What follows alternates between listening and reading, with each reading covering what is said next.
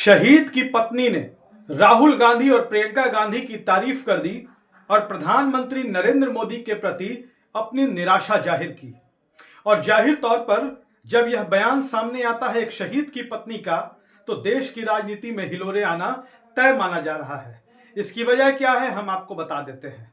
दरअसल स्थिति यह है कि देश में पिछले 11-12 सालों से जो राष्ट्रवाद की हवा बहाई जा रही है, जो कथित राष्ट्रवाद है भारतीय जनता पार्टी का, उसमें सेंध लगी है।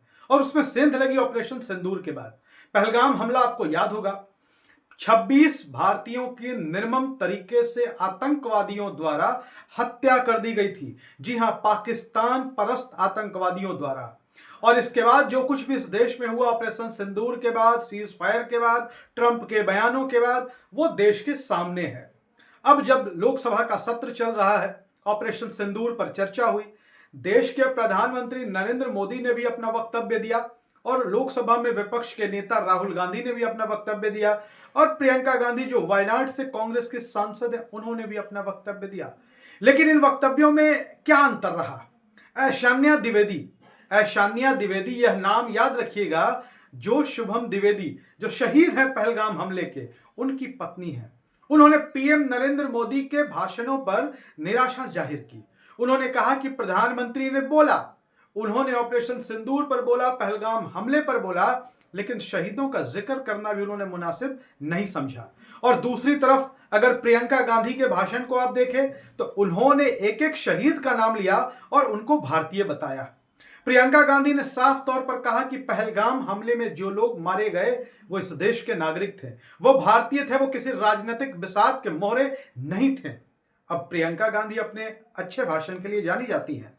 प्रियंका गांधी के पास शब्दों का चयन है, शब्दों का भंडार है, और उन्होंने जब बोला तो पूरा देश सुन रहा था। हालांकि राहुल गांधी ने भी जो भाषण दिया उसकी सराहना पूरे देश में हो रही है। जब हम ट्विटर पोल पे जाएं, फेसबुक पोल पर जाएं और जब लोग ये पूछ रहे हैं कि किसका भाषण सबसे दमदार रहा, लोग तुलना कर रहे हैं नरेंद्र मोदी और राहुल गांधी के भाषणों की, तो लोग तारीफ कर रहे हैं और कह रहे हैं कि राहुल गांधी ने बहुत ही शानदार, बहुत ही बेहतरीन भाषण दिया। राहुल गांधी ने जिन शब्दों का प्रयोग किया, राहुल गांधी ने जिन तर्कों का प्रयोग किया, राहुल गांधी ने जिन तथ्यों का प्रयोग किया, वो अपने आप में अद्वितीय थे।